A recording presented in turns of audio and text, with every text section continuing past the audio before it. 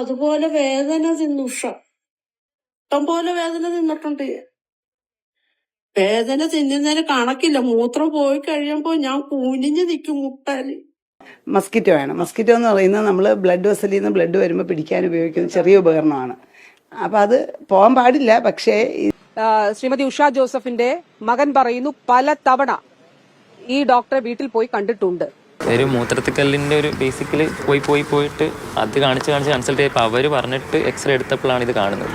So അവിടെ വണ്ടാനത്ത് പോകുന്ന ചിന്തിക്കുന്നതുകൊണ്ട് നമുക്ക് പൈസ ഇല്ല, സാമ്പത്തിക ബുദ്ധിമുട്ടുള്ളതുകൊണ്ടായിരിക്കുമല്ലോ നമ്മൾ വണ്ടാനത്തോട്ട് പോകാൻ നോക്കുന്നത്. ഈ സർജറി ചെയ്തതെല്ലാം അവരുടെ വീട്ടിൽ ഇപ്പോൾ കൺസൾട്ട് ചെയ്ത് അവരുടെ ഫീസ് കൊടുത്തിട്ടാണ് നമ്മൾ കൺസൾട്ട് ചെയ്തത്. ലളിതാംബി.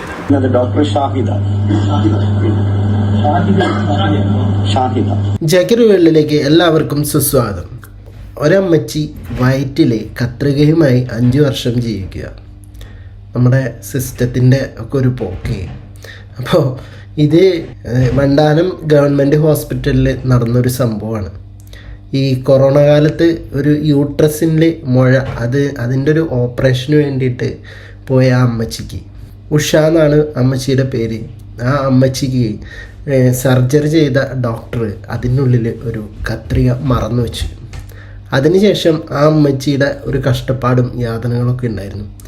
5 വർഷക്കാലം ഈ അമ്മച്ചി ഈ കത്രികയും വെച്ചിട്ടാണ് ജോലി ചെയ്തിരുന്നതും മറ്റുള്ള എല്ലാ കാര്യങ്ങളും ചെയ്തിരുന്നതും. ഒരുപാട് വേദനകളും നൊമ്പരങ്ങളും ഒക്കെ അനുഭവിച്ചു. പല ഡോക്ടർമാരുടെ അടുത്ത് ചെല്ലുമ്പോഴും ഈ മൂത്രത്തിൽ പഴുപ്പാണോ, മൂത്രത്തിൽ കല്ലാണോ, അങ്ങനെയുള്ള നിരവധി ക്വസ്റ്റ്യൻസും കാര്യങ്ങളാണ്. പക്ഷെ ആർക്കും അത് കണ്ടുപിടിക്കാൻ കഴിഞ്ഞില്ല വയറ്റിനകത്ത് എന്താണെന്നുള്ളത്.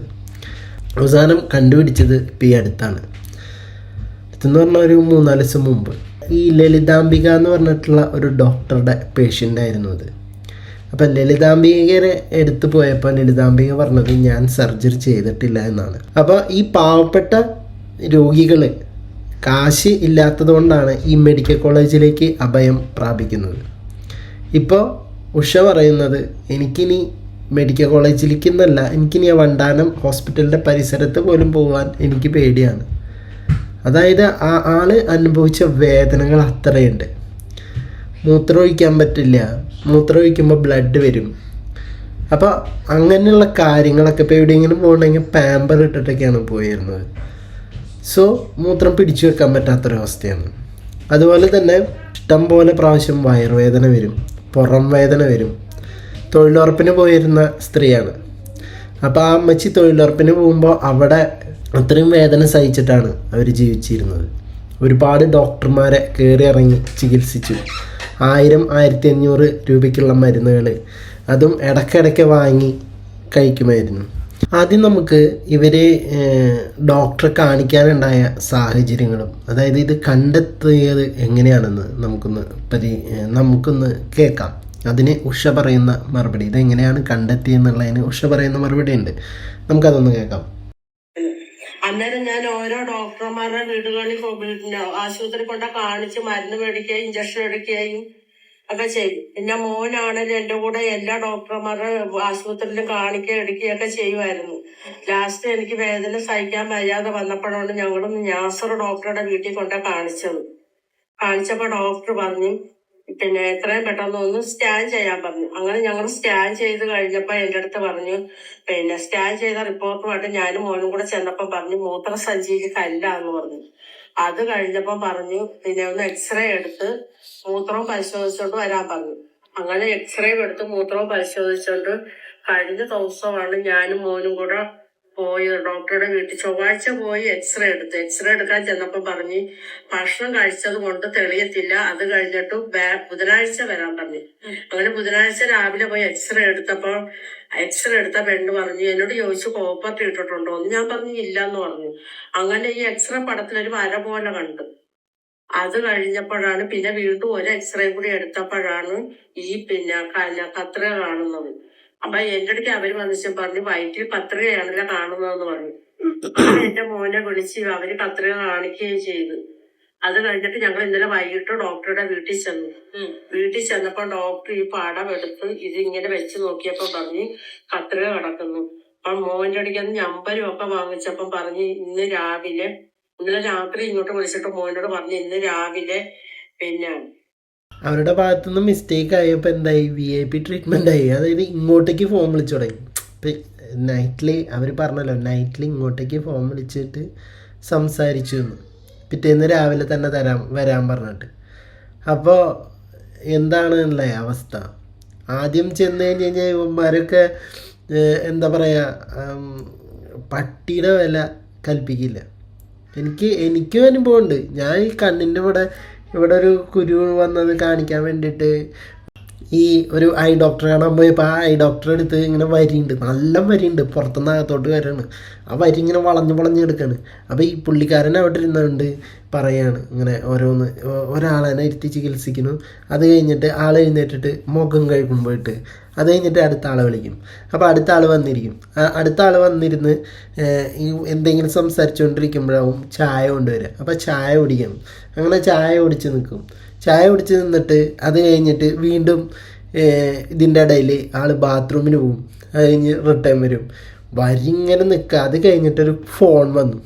ആ ഫോണും പിടിച്ചിട്ട് ആളൊരു 20 മിനിറ്റ് കണ്ടിന്യൂസ് എന്തായാലും നിർത്താണ്ട് 20 മിനിറ്റ് ആൾ ഫോൺ വിളിച്ചിട്ടുണ്ട്. അത് ഷുവറായിട്ടുള്ള കാര്യം. എൻ്റെ തെളിവൊന്നുമില്ല. ഞാനന്ന് ഫോൺ എൻ്റെ കയ്യിലുണ്ടായിരുന്നില്ല. സോ അതുകൊണ്ട് എനിക്ക് വീഡിയോ എടുക്കാൻ പറ്റില്ല. ഇനി ഞാൻ ആ വീഡിയോ എടുത്തിട്ട് ഇട്ടാണ് ആ സംഭവം.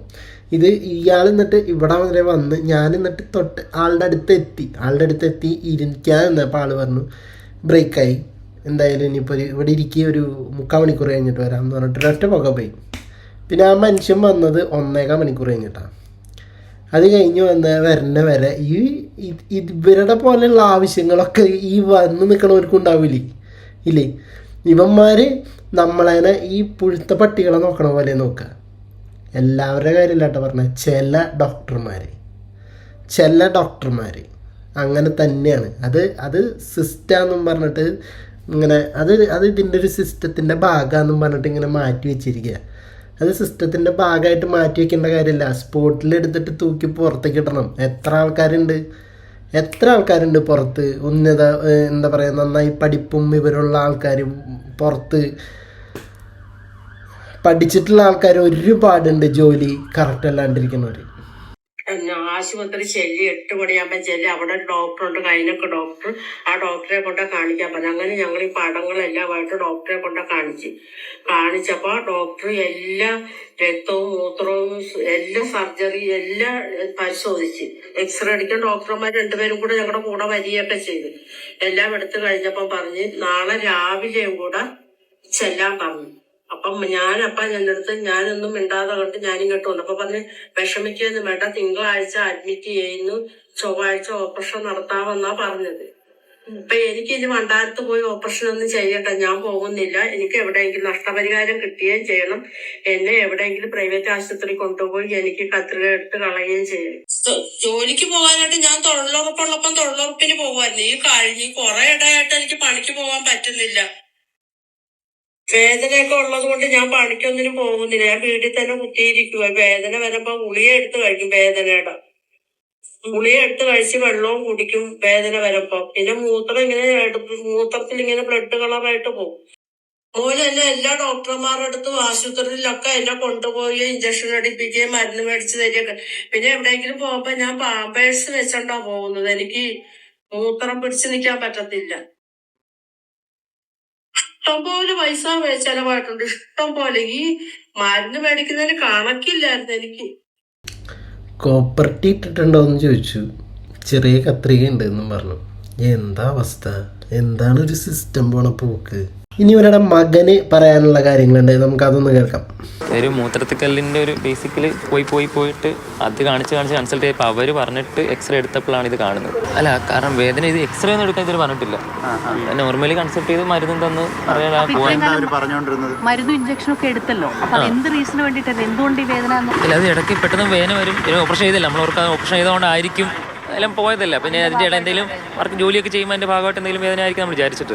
നമ്മൾ അങ്ങോട്ട് ചെന്നിട്ട് അവർ പെട്ടെന്ന് തന്നെ അവർ കൺസൾട്ട് ചെയ്ത് പെട്ടെന്ന് ആക്കിത്തരാം എന്ന രീതിയിലായിരുന്നു അവർ. ആസ് പെർ കോമ്പൻസേഷൻ അവരുടെ ഭാഗത്ത് തെറ്റൊന്നുമില്ല. അവർ ആ ചികിത്സ എടുത്ത് ഈ പ്രോപ്പർട്ടി എടുത്ത് മാറ്റിത്തരാം എന്ന് അവർ പറഞ്ഞിട്ടുള്ളായിരുന്നു. കോമ്പൻസേഷനോ അങ്ങനെ ഇവരുടെ ഭാഗത്ത് തെറ്റാണെന്നും കോമ്പൻസേഷനോ കാര്യങ്ങളൊന്നും അവരുടെ ഭാഗത്തുനിന്നൊന്നും ഇല്ല. തിങ്കളാഴ്ച അഡ്മിറ്റ് ആകാൻ അവർ പറഞ്ഞത്. കേസ് കൊടുക്കാൻ പറയണം, നിങ്ങൾക്ക് കൊടുക്കണമെങ്കിൽ കൊടുക്കാന്നുള്ള ഓപ്ഷനാണ്. സോ നമ്മൾ ഇപ്പം പിന്നെ കേസിലോട്ട് മുന്നോട്ട് പോകാമെന്ന് വിചാരിച്ചു. നിങ്ങൾ അതെ, അവരങ്ങനെ പറയുള്ളൂ. നിങ്ങൾ വേണമെങ്കിൽ കേസ് കൊടുത്തോ, നമുക്കൊരു പ്രശ്നമില്ല. ഇത് ഗവൺമെൻറ് ഹോസ്പിറ്റലാണല്ലോ. അപ്പോൾ പിന്നെ അവർക്ക് ഒരു വക തരത്തിലുള്ള റെസ്പോൺസിബിലിറ്റി കാര്യങ്ങൾ, ഒന്നാമത് ഈ ഗവൺമെൻറ് സംവിധാനങ്ങളൊക്കെ അങ്ങനെയാണ്. റെസ്പോൺസിബിലിറ്റി ഏറ്റെടുക്കാൻ ഒരാളും തയ്യാറാവില്ല. അതൊന്നാമത്തെ കാര്യമാണ്. ഇതിപ്പോൾ നമുക്ക് വന്ന പോലെ വേറെ ആർക്കും വരാൻ പാടില്ല എന്നുള്ളതുകൊണ്ടാണ് നമ്മൾ ഇത്രയും ഇതിപ്പോൾ ഇഷ്യൂ ആക്കിയിരിക്കുന്നത്. കണക്കിന് എല്ലാവർക്കും ഇഷ്യൂ ആക്കുവാണെന്നല്ലായിരിക്കും. നീക്കം ചെയ്യാനായിട്ട് സർക്കാർ ആശുപത്രിയിൽ പോകാൻ ഭയം ഉണ്ടായിരുന്നു. അമ്മയ്ക്ക് നല്ല പേടിയുണ്ട് ഇനി അങ്ങോട്ട് പോയിട്ട് ഇത് ചെയ്യാനുള്ളൊരു പേടി.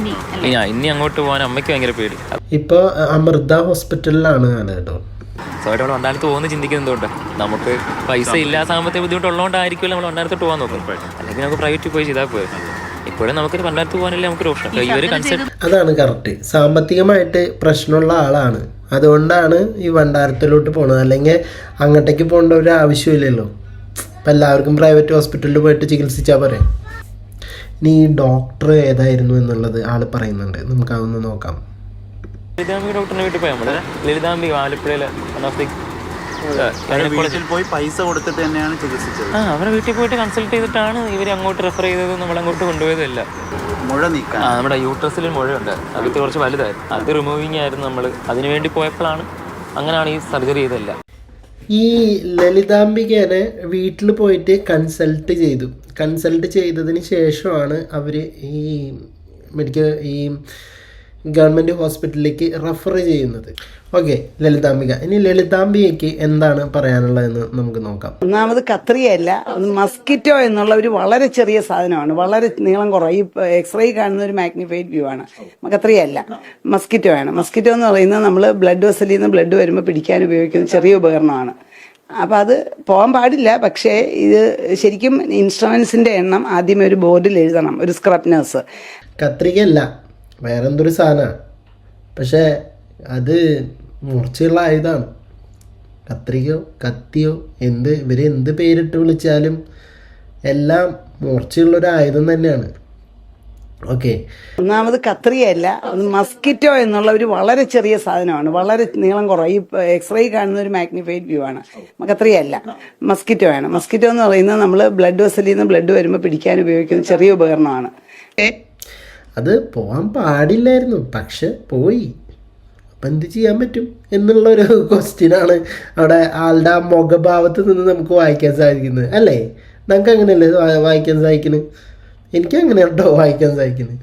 പോയില്ല, പോകാൻ പാടില്ലായിരുന്നു, പക്ഷെ പോയി. എന്ത് ചെയ്യാൻ പറ്റും? ഇത് ശരിക്കും ഇൻസ്ട്രുമെന്റ്സിന്റെ എണ്ണം ആദ്യമേ ഒരു ബോർഡിൽ എഴുതണം, ഒരു സ്ക്രബ്നേഴ്സ്. പിന്നെ കഴിയുമ്പോഴും ഇൻസ്ട്രുമെന്റ് എണ്ണം ചെക്ക് ചെയ്യണം. പക്ഷേ ഗവൺമെന്റ് ഹോസ്പിറ്റലുകൾ എൻ്റെ അറിവിൽ എടുത്തോളം ഫ്ലോർ നേഴ്സ് എന്നൊരു സ്റ്റാഫ് ഉണ്ടാവാറില്ല.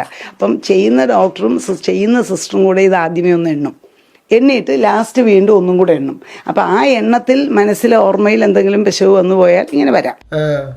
അത് നല്ലൊരു മറുപടിയാണ് ഇവർക്ക്. അത് എന്തെങ്കിലും ചിലപ്പോൾ ആദ്യം ഒരു 8 എണ്ണി അല്ലെങ്കിൽ ഒരു 12 എണ്ണി. ഇപ്പോൾ ഓപ്പറേഷൻ കഴിഞ്ഞു, നമുക്ക് ഓർമ്മയില്ലേ ആ 12 എണ്ണിയെ 10 എണ്ണിയെ അത് 12 അപ്പോൾ പിന്നെ അത് തിരിച്ച് വീണ്ടും എണ്ണുമ്പോൾ 10 തന്നെയാണ് എന്ന് ഒരാളങ്ങനെ പറഞ്ഞു കഴിഞ്ഞ് കഴിഞ്ഞാൽ അപ്പം അത് ഓക്കെയാണ്. എന്താണ് ഒരു ജീവനൊരു വിലയില്ല ഇവിടെ? എന്ത് സിസ്റ്റമാണത്? അയ്യോ, ഒരു റെസ്പോൺസിബിലിറ്റിയും ഇല്ലാതെ ഓപ്പറേഷൻ നടത്താണ്. ഞാൻ ഈ മിസ്റ്റർ ബീൻ്റെ കാർട്ടൂണിലാണ് കണ്ടിട്ടുള്ളത്. ഇതിൻ്റെ ഉള്ളിൽ നിന്ന് ഒരു വാച്ച് എടുക്കുന്നൊരു സംഭവം. ഇത് പിന്നെ വേറൊന്ന്, ഈ രോഗിക്ക് ഇതിനു മുമ്പ് ഒരു ഓപ്പറേഷൻ ചെയ്തിട്ടുണ്ട്. അന്ന് വന്നതാണോ എന്ന് എങ്ങനെ അറിയാം? ഈ ഓപ്പറേഷനിലാണ് വന്നതെന്ന് എന്താ ഓർമ്മ? 20 വർഷം മുമ്പോ അല്ല 30 അനങ്ങാതിരിക്കുക ഇത്. എടാ, ന്യായീകരിക്കണേണ്ട. അതിന് മുമ്പ് വന്നതാണെങ്കിലോ? ഇപ്പോൾ ഇവർ ചോദിച്ചു മുമ്പ് വന്നതാണെങ്കിലോ എന്ന്. ഇപ്പം ഈ യൂട്രസിൻ്റെ മുഴ നീക്കാൻ പോയ ആ ഒരു സ്ഥലത്ത് തന്നെയാണല്ലോ ഈ ഒരു സംഭവം അവിടെ ഇരിക്കുന്നത്. അപ്പോൾ ആ ഒരു പാട്ടിൽ ഇവർ മുമ്പ് ഈ സർജറിക്ക് മുമ്പ് സ്കാൻ ചെയ്തപ്പോൾ കണ്ടിരുന്നു, അല്ലെങ്കിൽ എക്സ്റേ എടുത്തപ്പോൾ കണ്ടിരുന്നു. ഇവരെന്ത് വായിന്ന് നല്ല വലിയ വലിയ തെറികളാണ് വരുന്നത്. എന്താണ് ഇവർ സംസാരിക്കുന്നതെന്ന് ഇവർക്ക് തന്നെ മനസ്സിലാവുന്നില്ല എന്നൊന്നും. നിങ്ങൾ തന്നെ ഒന്ന് ആലോചിച്ച് നോക്ക്. ഇവർ പറയുന്നതിൽ എന്തെങ്കിലും ഒരു ന്യായം ഉണ്ടോ? ഇവർ പറയുന്നു അതിന് മുമ്പത്തെ ഓപ്പറേഷനിൽ സംഭവിച്ചതാവാന്ന്. അപ്പോൾ ഇവർ ചെയ്യുന്ന ഓപ്പറേഷന് മുമ്പ് എടുക്കുന്ന എക്സ്റേയും സ്കാനും റിപ്പോർട്ടുകളൊന്നും ഇവരപ്പം പരിശോധിക്കുന്നില്ലേ? അപ്പോൾ അതിനകത്തൊന്നും കാണാത്ത സാധനമാണോ ഇപ്പോൾ കണ്ടുപിടിച്ചേക്കണത്? അപ്പോൾ ഇവരുടെ ഓപ്പറേഷന് ശേഷം സംഭവിച്ചതാവില്ലേ അത്? ഇത്രയും വിവരവും വെള്ളിയാഴ്ച ഇല്ലാത്തവരാണോ ഈ വർത്താനം പറയണത്? ഇവരൊക്കെ എങ്ങനെ ഡോക്ടറായാവോ?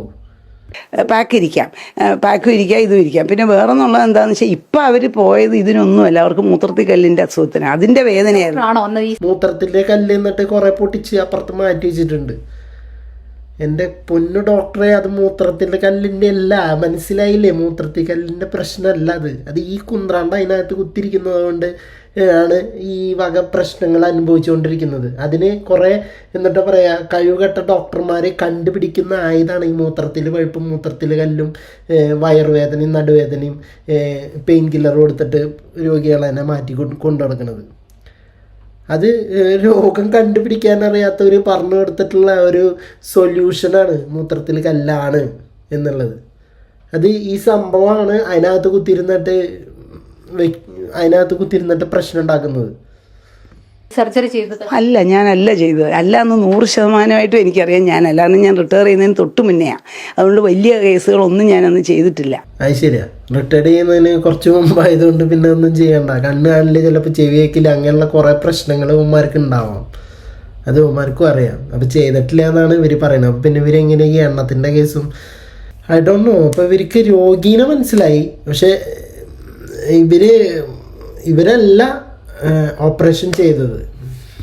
5 അല്ല 50 വർഷം ജീവിച്ചാലും ഒന്നും സംഭവിക്കില്ല. ആ പെണ്ണ് അനുഭവിച്ച വേദനയും കാര്യങ്ങളുണ്ട്. അത് ഞാൻ വെച്ചരാട്ടപ്പം. ഇവന്മാർക്കൊക്കെ എന്തിൻ്റെ മെഴുകാണ് കിട്ടുന്ന അങ്ങോട്ട് മെഴുക.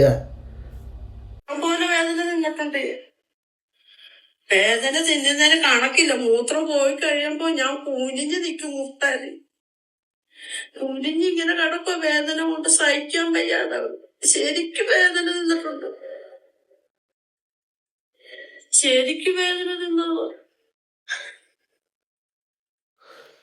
എന്നിട്ട് ഒരു കുഴപ്പമില്ല. അത് 5 വർഷമോ 10 വർഷമോ 15-20 വർഷം ഒരു എന്നിട്ട് പറയാ ഒരു ജീവപര്യന്തത്തിന്റെ കാലാവധി അടക്കം അതിനകത്ത് കിടന്നാലും ഒന്നും സംഭവിക്കില്ല. ഇവരുടെ വയറ്റിലാണ് ആ സാധനം ഇരിക്കുന്നതെങ്കിൽ ഇവർക്ക് വേദന ഉണ്ടാവും അല്ലേ? അതാണ് പറഞ്ഞത്. ഇവര് ഒരു രോഗിയുടെ വേദന മനസ്സിലാക്കാൻ കഴിയാത്ത ഇവരൊക്കെ എന്ത് ഡോക്ടറാണ്? എടോ, ഇത് വയറ്റിലുള്ളതുകൊണ്ട് ഒന്നും അറിയത്തില്ല. വെക്കാന്നല്ല, തെറ്റാണ്. പക്ഷേ വയറ്റിൽ ഇത് ഇരുന്നുകൊണ്ട് ഒന്നും അറിയാം. ഇത് പണ്ട് 20 കൊല്ലം മുമ്പ് വെച്ചതും ആകാം.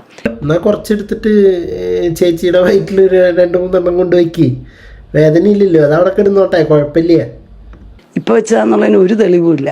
ഇനിയിപ്പോൾ വല്ല കെമിക്കൽ ടെസ്റ്റ് കൊണ്ട് ഇൻസ്ട്രുമെൻ്റ് പഴക്കം കണ്ടുപിടിക്കുമോ അങ്ങനെ എല്ലാം ചെയ്യേണ്ടി വരും. ഇത് തുരുമ്പെടുക്കുമോ? അല്ലാതെ അറിയാൻ പറ്റത്തില്ല. ഇൻസ്ട്രുമെൻ്റ് വരാൻ പാടില്ല എന്നുള്ളതിന് സംശയമില്ല. പക്ഷേ എന്തുകൊണ്ട് വന്നു എന്നുള്ളത് ഇപ്പം ഒരാളുടെ തലയിൽ കെട്ടിയ സിസ്റ്റത്തിലാണ് അതിൻ്റെ ഫെയിലിയർ. എന്തുകൊണ്ട് ബോർഡ് വെച്ച് എഴുതാനുള്ള സ്റ്റാഫില്ല? ആ സ്റ്റാഫ് എഴുതണം, എഴുതി കഴിഞ്ഞ് ഡോക്ടറും കൂടെ ചേർന്ന് അത് ചെക്ക് ചെയ്യണം. അതിനുള്ള സിസ്റ്റം നമുക്കില്ല. അത് ഇനി ഇതുകൊണ്ടെങ്കിലും ഗവൺമെൻറ്റിൽ അത് വന്നാൽ നല്ലതാണ്. സിസ്റ്റമാണ് പ്രശ്നം, അല്ലാതെ ഇവരല്ല. ഇവർക്ക് അതൊന്ന് നോട്ട് ചെയ്യാനുള്ള കുഴപ്പവും കാര്യങ്ങളാവുക അതൊന്നും വിഷയമല്ല. സിസ്റ്റമാണ് പ്രശ്നം. ഇനി ഇതിനെതിരെ വീണ നമ്മുടെ ആരോഗ്യമന്ത്രി ഉണ്ടല്ലോ, ആരോഗ്യമന്ത്രിക്ക് എന്താ പറയാനുള്ളതെന്നൊന്ന് നമുക്കൊന്ന് കേട്ടോക്കാം. ഞാനിപ്പോ മാധ്യമ പ്രവർത്തകർ പറഞ്ഞു കേട്ടത് ഡോക്ടർക്ക് ഇങ്ങനെ ഒരു കേസ് ഓർമ്മയില്ല, പക്ഷെ ചെയ്തില്ല എന്ന് ഓർമ്മയുണ്ട്. അതെങ്ങനെയാണ്? ഇങ്ങനെ ഒരു കേസ് നടന്നിട്ടില്ല, ഞാൻ നടത്തിയിട്ടില്ല എന്ന് പറയുന്നു, പക്ഷെ ഈ കേസ് ഓർമ്മയില്ല. അത് എങ്ങനെയാണ് സാധ്യമാവുക? ഇതേ ഡോക്ടറെ തന്നെ വീട്ടിൽ പോയി കണ്ടതായിട്ട് മകൻ പറയുന്നു. ശ്രീമതി ഉഷ ജോസഫിന്റെ മകൻ പറയുന്നു പല തവണ ഈ ഡോക്ടറെ വീട്ടിൽ പോയി കണ്ടിട്ടുണ്ട്. അപ്പോ നോൺ പ്രാക്ടീസിങ് അലവൻസ് വാങ്ങിക്കുന്ന ഡോക്ടേഴ്സ് വീട്ടിൽ പ്രാക്ടീസ് ചെയ്യുന്നു എന്നുള്ളതാണല്ലോ. അങ്ങനെ ഒരു ഡോക്ടറെ വീട്ടിൽ പോയി കണ്ടിട്ട്, അതായത് സർജറിക്ക് വേണ്ടിയിട്ടാണ്, ഇതുൾപ്പെടെയുള്ള കാര്യങ്ങൾ അന്വേഷിക്കും. പിന്നെ എളുപ്പം പറയാനുള്ള കാര്യമല്ലേ, വീട്ടിൽ പോയി കണ്ടു, പല പ്രാവശ്യം കണ്ടു, പക്ഷെ ആളെ ഓർമ്മയില്ല, കേസ് ചെയ്തിട്ടില്ല എന്നുള്ളത് ഓർമ്മയുണ്ട്. ഇതൊന്നും നമുക്ക് വിശ്വസിക്കാൻ കഴിയുന്ന ഒരു കാര്യമല്ല. ആ കുടുംബം പറയുന്നതാണ് ഞാൻ വിശ്വസിക്കുന്നത്. അപ്പൊ അതിന്റെ അടിസ്ഥാനത്തിൽ ഈ ഒരു ഘട്ടത്തിൽ കർശനമായിട്ടുള്ള നടപടികൾ ഉറപ്പാക്കാൻ നിയമ നടപടികൾ തന്നെ സ്വീകരിക്കും. അതുകൊണ്ടാണ് ആരോഗ്യവകുപ്പ് സ്വീകരിക്കേണ്ട നടപടികൾ ആരോഗ്യവകുപ്പ് സ്വീകരിക്കും. അത് എത്ര വർഷങ്ങൾക്ക് മുൻപുള്ള കേസാണെങ്കിലും ഇപ്പോ മറ്റൊരു കേസ് ഉണ്ടായത് 2017 അപ്പൊ അതിനിപ്പോ അത് UDF കാലത്താണെങ്കിലും LDF കാലത്താണെങ്കിലും ഏത് കാലത്താണെങ്കിലും ജനങ്ങളെ സംബന്ധിച്ചിടത്തോളം ഇത്തരത്തിലുള്ള ആ ഒരു ബുദ്ധിമുട്ട് ഉണ്ടാകുന്നത് ഒരു കാരണവശാലും അംഗീകരിക്കാൻ കഴിയുന്ന ഒരു കാര്യമല്ല. അവിടെ കാലഘട്ടം വരെ പറയുന്നുണ്ട്. ഒരു രോഗിയുടെ വിഷയമല്ല പറയുന്നത്. UDFന്റെ കാലഘട്ടത്തിലാവാം. അപ്പം അങ്ങോട്ടും ഇങ്ങോട്ടും ഈ പഴിചാരുന്ന പരിപാടി ഇവരെന്ന് നിർത്തുന്നു, അന്നാണ് നമ്മളെ മനുഷ്യജീവൻ്റെ വില അവർക്ക് മനസ്സിലാവുള്ളൂ. ഈ പഴിചാരൽ അതാദ്യം നിർത്തണം. എൻ്റെ മിസ്റ്റേക്കല്ല, അവരുടെ മിസ്റ്റേക്കാണ്. അവരുടെ മിസ്റ്റേക്കല്ല, ഇവരുടെ മിസ്റ്റേക്കാണ്. അവരുടെ ഭരണകാലത്താണ് പറയാം. മറ്റൊരു പറയും ഇല്ല ഇത് ഇവരുടെ ഭരണകാലത്താണ്. ഇതിങ്ങനെ അങ്ങോട്ടും ഇങ്ങോട്ടും പന്ത് കെട്ടണ പോലെ തട്ടി കളിച്ചുകൊണ്ടിരിക്കും. നിങ്ങൾ വലിയ നിയമപരമായിട്ടുള്ള നടപടികൾ സ്വീകരിച്ച് ആ ഡോക്ടറിനെ സസ്പെൻഡ് ചെയ്ത് പുറത്തെടുത്ത് കളയുക, അതൊക്കെ ഓക്കെ ആയിരിക്കും. അത് ചിലപ്പോൾ 6 മാസത്തേക്ക് വേണമെങ്കിൽ സസ്പെൻഷൻ കൊടുക്കുമായിരിക്കും. അതായിരിക്കും ഇവരുടെ ഭാഗത്തുനിന്നുണ്ടാകുന്ന നിയമ നടപടി. ഇപ്പോൾ മറ്റേ ഡോക്ടർ എന്ന് പറഞ്ഞാൽ റിട്ടയർഡ് ആയിട്ടുണ്ടാവും, എത്രയെങ്ങാനും വർഷമായില്ലേ, ഇപ്പോൾ റിട്ടയർഡ് ആയിട്ടുണ്ടാവും. അതാ പറഞ്ഞാൽ അന്ന് തന്നെ റിട്ടയർഡ് ആവാറായിട്ടുള്ള കാലഘട്ടമാണ്. അവരാണിപ്പോൾ എന്ത് ചെയ്യാൻ പറ്റും? ഇവർക്ക് ചെയ്യാൻ പറ്റുന്നത് ആ ഉഷ എന്ന് പറഞ്ഞ സ്ത്രീക്ക് ഒരു നഷ്ടപരിഹാരം, ഒരു കോമ്പൻസേഷൻ അത് വാങ്ങിച്ചു കൊടുക്കുക എന്നുള്ളതാണ്. അതാണ് ചെയ്യാൻ പറ്റുന്നൊരു കാര്യം. ഇനി ആശുപത്രിയിലത്തെ കാര്യങ്ങൾ വിശദീകരിച്ചുകൊണ്ട് അതിൻ്റെ സൂപ്രണ്ട് എന്താ പറയാനുള്ളതെന്ന് നമുക്കൊന്ന് നോക്കാം. ഡോക്ടർ ഷാഹിദ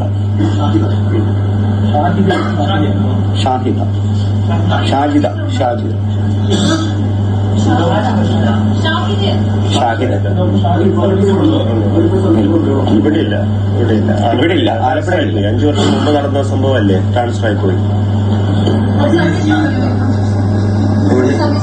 സർവീസ് ഇപ്പോൾ ആലപ്പുഴയിലില്ല. അതായത് മുമ്പ് നടന്ന 5 വർഷം മുമ്പ് നടന്നതല്ലേ, അപ്പോൾ ട്രാൻസ്ഫർ ആയി പോയിട്ടുണ്ട്. ഷാഹിദ എന്നാണ് ആ ഡോക്ടറുടെ പേര് പറഞ്ഞത്. ഷാഹിദയ്ക്ക് എന്താ പറയാനുള്ളതെന്ന് നമുക്കൊന്ന് നോക്കാം. വീണ്ടും ഇവിടെ ട്രാൻസ്ഫർ ആണെങ്കിൽ റീചെക്കിംഗ് നടക്കും, മനസ്സിലായില്ല? അതുപോലത്തെ ഒരു സംവിധാനം അവിടെ ഇല്ല, ആലപ്പുഴ ഇല്ല. സ്റ്റാഫ് ഷോർട്ടേജ് അല്ലേ, പറഞ്ഞത് കേട്ടില്ലേ? സ്റ്റാഫ് ഷോർട്ടേജ് ആണ്. അപ്പോൾ അങ്ങനെയുള്ളൊരു ഈ റീകൗണ്ടിങ്ങിൻ്റെ ആ ഒരു സിസ്റ്റം, ആ സംഭവം അവിടെ ഇല്ല.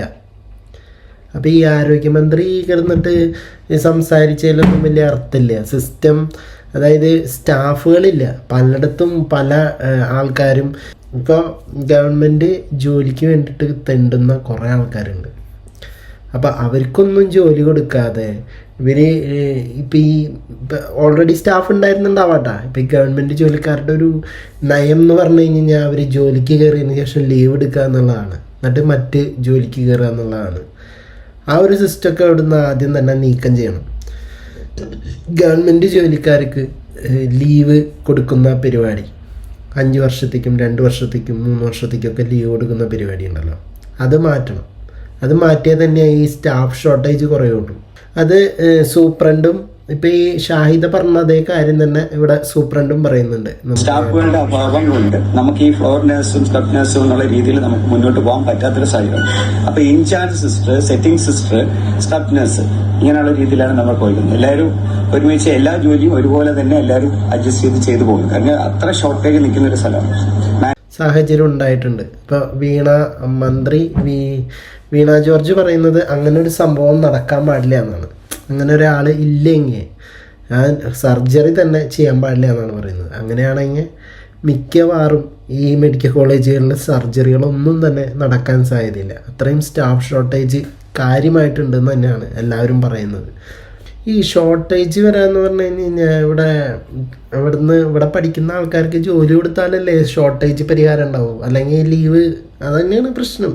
ഇനി മേലാൽ ഇത്തരം പ്രവൃത്തികൾ വീണ്ടും റിപ്പീറ്റ് ആവാതിരിക്കട്ടെ, അതാണ് എനിക്ക് പറയാനുള്ളൊരു കാര്യം. പിന്നെ ഈ ഷാഹിദ പറയുന്ന കാര്യങ്ങളും, പിന്നെ ഈ ഉഷയ്ക്ക് കോമ്പൻസേഷൻ കൊടുക്കാൻ ഗവൺമെൻറ് തയ്യാറാകണം. എന്താണെന്ന് വെച്ച് കഴിഞ്ഞാൽ അത് അവരുടെ ഒരു വീഴ്ചയാണ്. ഇപ്പം സ്റ്റാഫ് ഷോർട്ടേജ് ആണോ ഇതാണോ അതാണോ എന്നൊന്നും രോഗിക്ക് അത് അന്വേഷിക്കേണ്ട കാര്യമില്ല. രോഗി അവിടെ ഒരു സർജറിക്ക് തയ്യാറായിട്ട് വരുന്നുണ്ടെങ്കിൽ ആ രോഗിയെ പൂർണ്ണ രീതിയിൽ, അതായത് ആ രോഗീനെ നല്ല രീതിയിൽ ചികിത്സിച്ച് ഭേദമാക്കാനും ആ സർജറി നല്ല രീതിയിൽ പര്യവസാനിപ്പിക്കാനും അവിടുത്തെ ഡോക്ടർമാർക്ക് ഉത്തരവാദിത്തമുള്ളതാണ്. അപ്പം അത് ചെയ്യാതെ സ്റ്റാഫ് ഷോർട്ടേജ് ആണ് അതാണ് ഇതാണെന്നൊന്നും പറഞ്ഞിട്ട് ഒരു കാര്യമില്ല. ഇപ്പോൾ ഒരു സർജറിക്ക് പ്ലാൻ ചെയ്യുമ്പോൾ ഈ സ്റ്റാഫ് ഷോർട്ടേജിൻ്റെ കാര്യമൊന്നും ഇവരാരുടെ അടുത്തും പറയുന്നില്ലേ. ഇപ്പോൾ ഇവർക്ക് ഒരു പ്രസ് മീറ്റ് വിളിക്കുക അല്ലെങ്കിൽ എന്ത് വേണമെങ്കിലും പറയാമല്ലോ. ഇപ്പോൾ സർജറിക്ക് മുമ്പ് പറയാം ഇവിടെ സ്റ്റാഫ് ഷോർട്ടേജ് ഉണ്ട്, അതുകൊണ്ട് സർജറി അത്ര ചിലപ്പോൾ സക്സസ്ഫുള്ളി ആവില്ല എന്നൊക്കെ പറയാമല്ലോ. എത്ര സോഷ്യൽ മീഡിയയിൽ എത്ര കാര്യങ്ങളുണ്ട്. അപ്പോൾ അതാണ് സ്റ്റാഫ് ഷോർട്ടേജ് ഉണ്ടായിരുന്നു. പിന്നെ അന്നത്തെ സ്റ്റാഫ് ഷോർട്ടേജ് ചിലപ്പോൾ ഒരു പക്ഷേ കോവിഡിൻ്റെ ഒരു തിരക്കിലായിരിക്കാം, പറയാൻ സാധിക്കില്ല. അത് ആ സമയം കോവിഡിൻ്റെ ഒരു കാലഘട്ടമായിരുന്നു. ഓക്കെ, എന്ത് തന്നെ ആയാലും ഉഷ ജോസഫിന് നീതി ലഭിക്കട്ടെ. അവർക്കൊരു കോമ്പൻസേഷൻ, അവർ ഇത്രയും കാലം അനുഭവിച്ച വേദനകളും യാതനകളും അത് കാണാതെ പോകരുത്. അത്രമാത്രമേ നമുക്ക് പറയാനുള്ളൂ. അപ്പോൾ ഇതിൽ നിങ്ങളുടെ അഭിപ്രായങ്ങൾ എന്താണെങ്കിലും താഴെ കമൻറ്റ് ബോക്സിൽ രേഖപ്പെടുത്തണം. പോയി വരാം അടുത്തൊരു വീഡിയോ ആയിട്ട്.